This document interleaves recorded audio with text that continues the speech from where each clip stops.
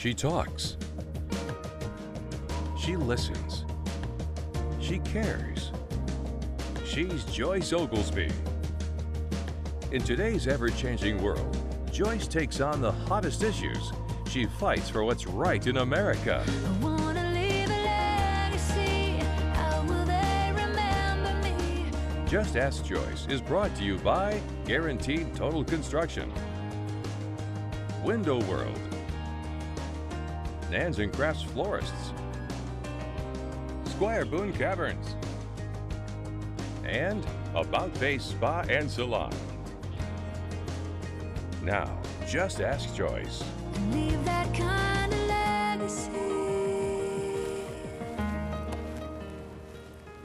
And welcome to Just Ask Joyce. I'm Joyce Oglesby, your Family Life Fix-It Pro, getting you fit for life and love every day God's way.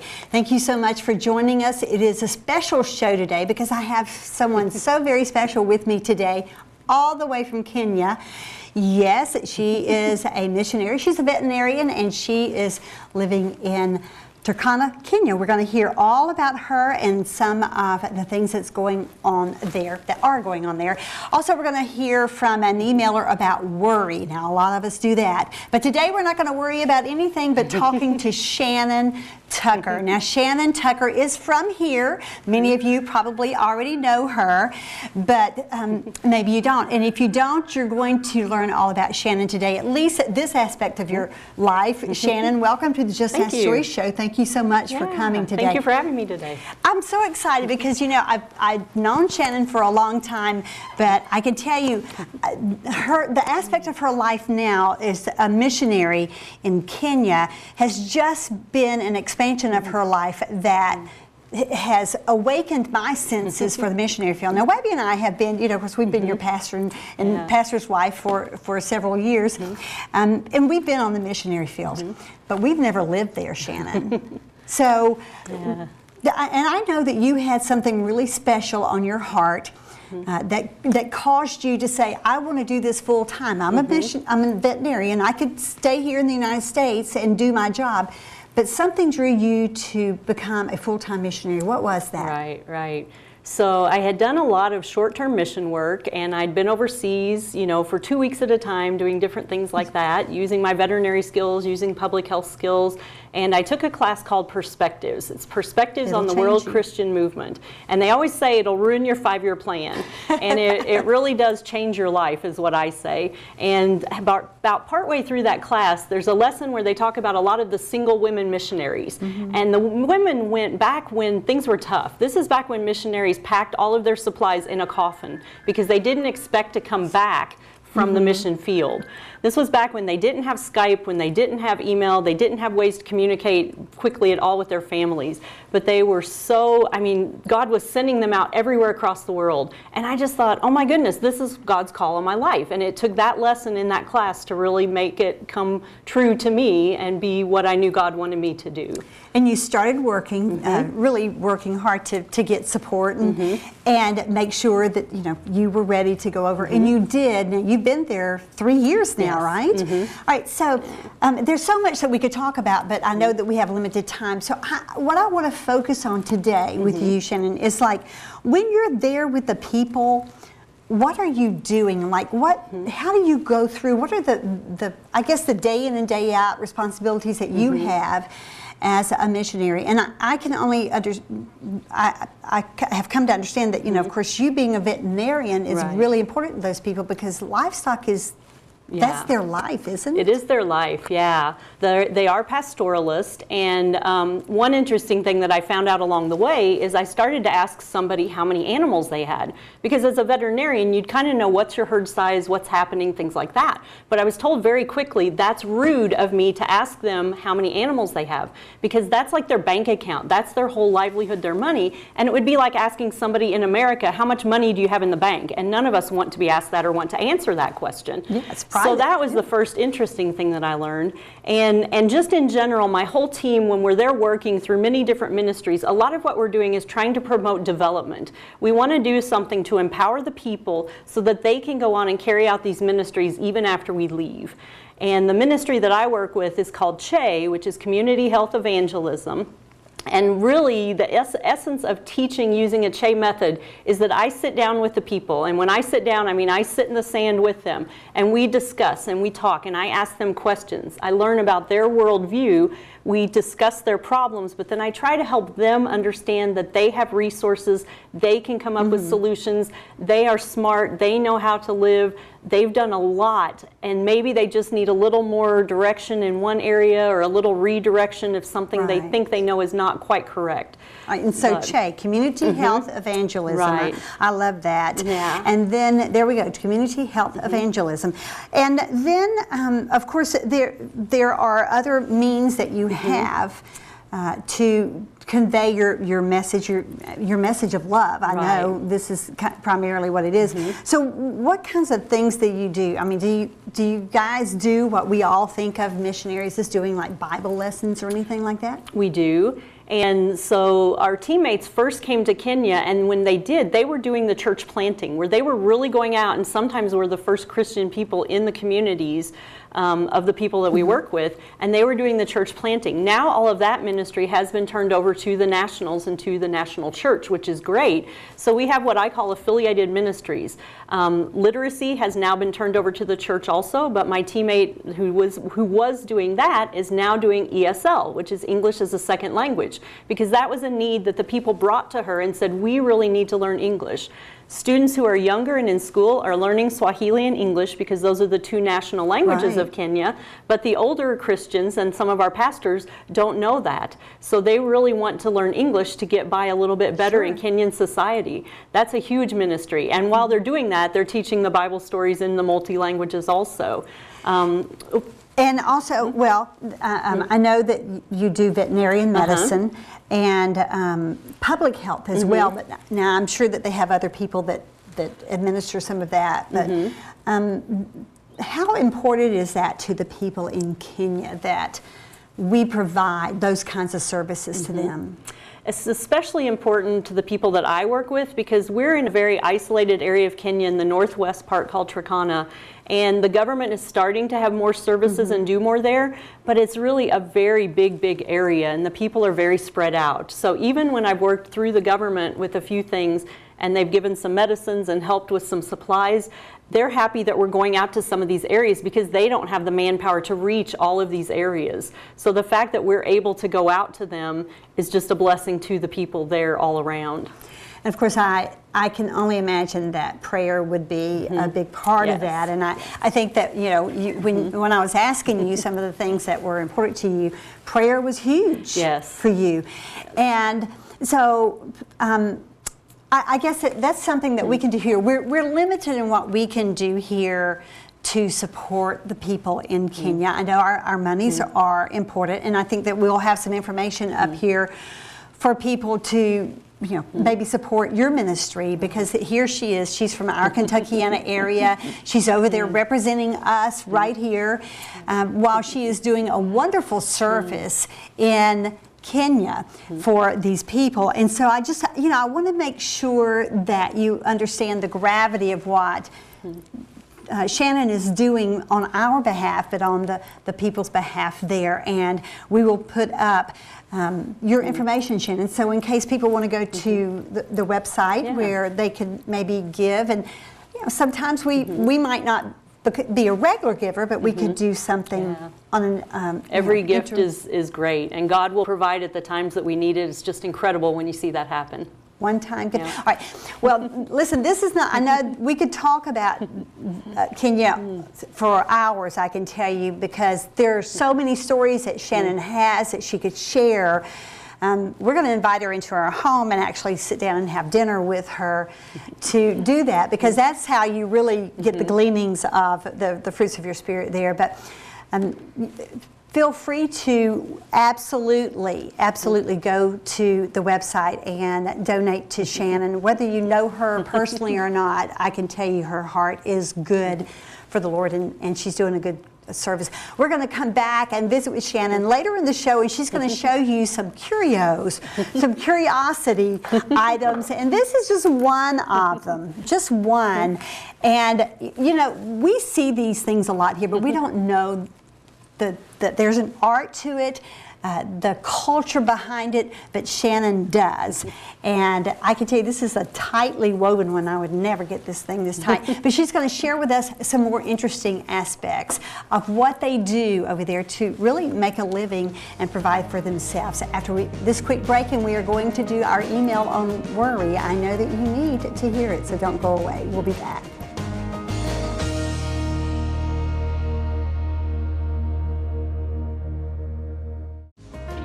You're watching Just Ask Joyce, where real life and family values connect.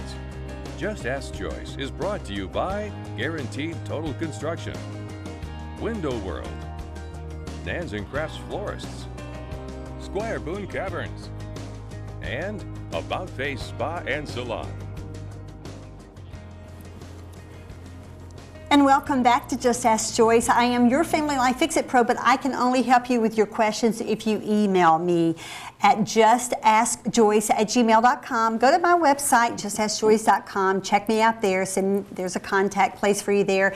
Check out my resources, my blogs. They're timeless and timely, and they're sure to help you if you will just spend some time there, and of course order my books.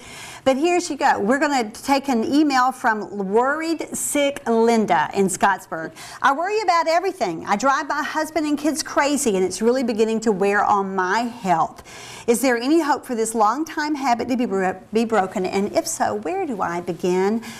Well, here's Joyce's fix for you, and it's a really quick fix. Now, I can help you farther if you just want to contact me, and we can dig in deeper and help you with some of your worry. But just a little 1, 2, 3 thing, which is an F. This is the fix. Focus on doing for others. All right. Proverbs 12:25 says, "Anxiety weighs down a heart, but a kind word cheers it up." Well, I don't mean a kind word to you, I mean a kind word to others.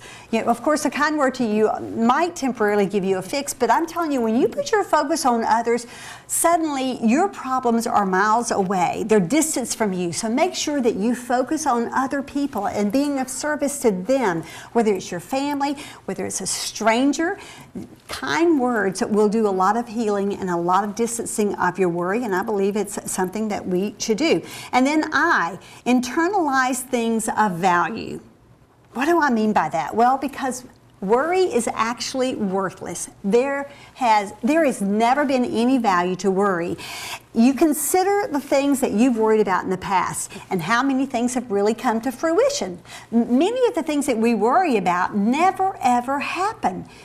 And the thing is, some of the things that have happened that we've worried about, we don't have any control over. You see, I try to only worry about what I can control, and what is out of my control, I just leave to the Lord, because He knows everything and He is the big fixer. I just give you advice and I can help you fix, but God is the big fixer. And so I just leave all of that to Him. I unload it. I let Jesus carry my yoke, and I really, really do that. All right. And then the third, and it's the X. This is the fix, all right? X-ray only today. I heard a preacher not long ago say, "Stay in the present. Stay in the present." And it was just, that's so amazing. Absolutely. We have to worry about today. And Jesus in Matthew, and I believe in the account of Luke as well, He tells us, don't be anxious for tomorrow, because today has enough worries of its own. Yeah, and He also goes on to say, which one of us can change even an hour in our days? I'm paraphrasing. By worry. Anxiety and anxiousness does us no good. It doesn't do anything but harm our health. And already it's affected your husband, your kids, and now it's affecting your health. And what has it served you other than that? It's totally worthless, right? So I'm going to tell you to think about those things. Go back and revisit the show when, of course, it's going to be playing more often. But go back and revisit on YouTube and write these things down if you missed it this time, because I can tell you, worry prospers no one. We're going to a short break. We'll be back, and I'll kind of put the icing on worry when I get back, all right? Don't go away.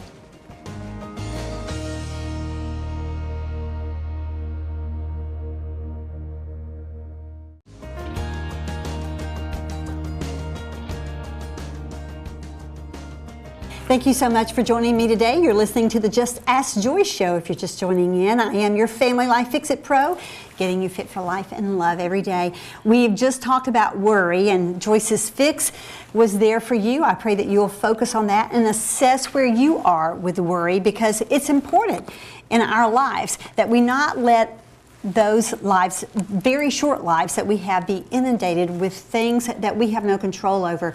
And I just kind of want to wrap it up with my quote for the day. I'm just going to kind of give it a different twist, a little bit different twist than what Jesus did. I never say things as well as he, but here we go. Being troubled for tomorrow marks yesterdays with regret for missing the value in today. You see, Linda, worried sick there in Scottsburg, I'm going to tell you that if you continue your pattern of worry, what you do is you're going to miss those blessings that you have every day, i.e. your family, and they're already, things are not going well for you, and your health is being compromised.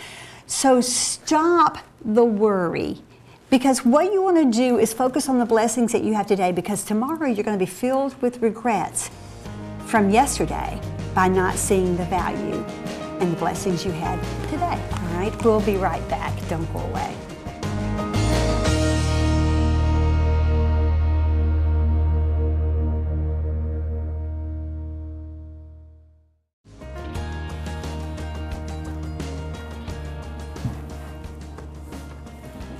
Thank you so much for joining me today. We talked about Kenya, and of course Shannon Tucker has been the very special guest that we've had today. I wanted to share with you her special ministry that she has, and if you missed that, make sure you go back and catch it on the show. But now we get to talk about some of the curiosities in Kenya, and of course I showed you this hot plate that I'm telling you is so well done. But some of these other things that you have, let's do the shaker thing there. It's so cool.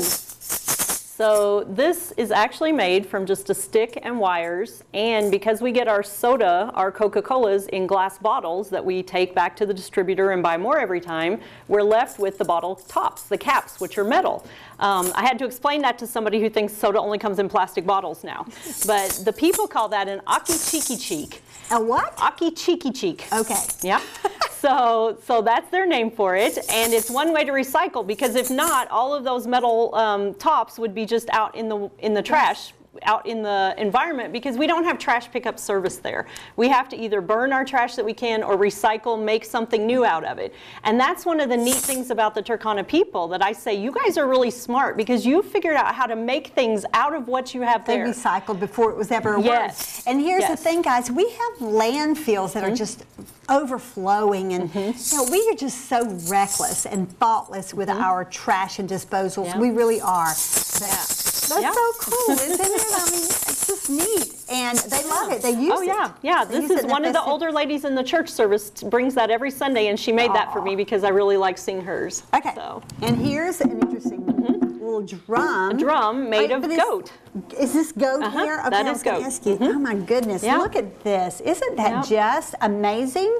And I mean, it's got a great beat. I'm sure that you know some of the people that really drum would love that. So, yeah, they usually use their hand and a stick and beat on different things to get different sounds. Oh, I'm sure. But and this is actually made by one of my guards. And a lot of people get a little concerned when I say I have guards at my house, but it's a very cultural thing. If we didn't have guards, they would think we were silly, because even the Kenyans have guards in certain areas where they live, and it provides jobs for the people. That's another thing, that when we're there as a missionary, as a white person, you know, just being an outsider, you're helping them in so many ways, and we provide jobs.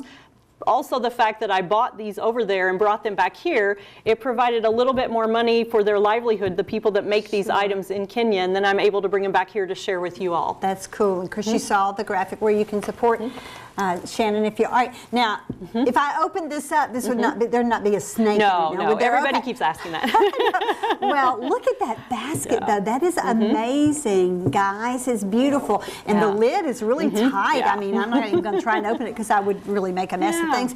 But that is a beautiful basket, isn't it? Yeah, the Turkana baskets are really famous over there. They make them out of the palm leaves, and there's even an act to cutting it and drying it. I tried to do my own once, and the leaves got moldy moldy. It was really kind of sad. Really? So you couldn't even get started, much less. I mean, the tight weave here is amazing. Yeah. It takes a lot of strength to do this. It does. The lady that made this actually taught me, and my basket didn't look nearly that good. And even just to start and get it that tight and get it the right shape and do it, because they don't have forms, they don't have measures, they don't have calipers and things that we would think of if we made baskets here. They do it all by hand, and they know how to make it look that good. And the whole time my lesson was make it tighter, make it tighter. I just wasn't doing it right. All right. So. There you go. You see how to support Shannon if you would like to do this. All right. Now, these are so interesting. These are just my favorite things from Turkana. These are actually shoes, and if you can see that they have the little straps there, they're like a sandal shoe, and they're made out of camel skin. They're kind of dried out now, but these actually, I got them adjusted to my feet, and I wore these to a cultural festival one time. One of my other guards said that I needed to blend in. So he got me to wear these, and he got my teammate to wear them when we went to a cultural festival. It didn't really help us blend in, but I think the people loved it, because every time they looked at our feet, they said, "Oh my gosh, you're wearing Turkana shoes." And I said, "Yes, I am." So they were really surprised to see us do that. Made out of camel. Made out of camel. They're very comfortable walking in the sand, not so comfortable on hard surface floors. So they use everything of everything they can. Yeah. If they slaughter an animal for a wedding, for a celebration, something like that, which is typically what happens with the camels, they use every bit of it. Every bit of the meat, the bones, the skin, just every bit of it. Wow. We are such wasteful people. We are. All right, this is probably, I don't know which one's my favorite, but it is certainly the most fascinating article that you have brought to us. And I don't know if you know what it is. You think it's probably just a piece of decoration, maybe a tray for food or a candle. So many of you would not guess in a million years what it's for. So I'll let you tell them what it is. So this is actually a man's stool or a chair that he sits in the sand with, and it's called an ekicholong. Ekicholong. And they also say it's their pillow. If they put it in the sand and lay down, they can use it as a pillow to rest their head on. Now, I'm not going to get that close to it, because this is actually something that has a strong cultural background to it. I'm only allowed to have this because this one actually belongs to my father. Yeah. I brought it home to my father. I actually brought one home for Joyce's husband, Webby, and I was allowed to do that because I said I'm never going to sit on it. It's not going to, my butt is never going to touch the top of this, because culturally women do not use these. We're not allowed to sit on them. Children are not allowed to either. And in general, the fact when a man reaches a certain age, he has his ekicholong. It's his. He takes it everywhere he goes. You see them walking down the street with their cane and their ekicholong, and that's his. And that's a very important cultural thing that the men have. The women, we get to sit in the sand, which honestly, compared to this, the sand is much preferable for me. Really, really. Much easier.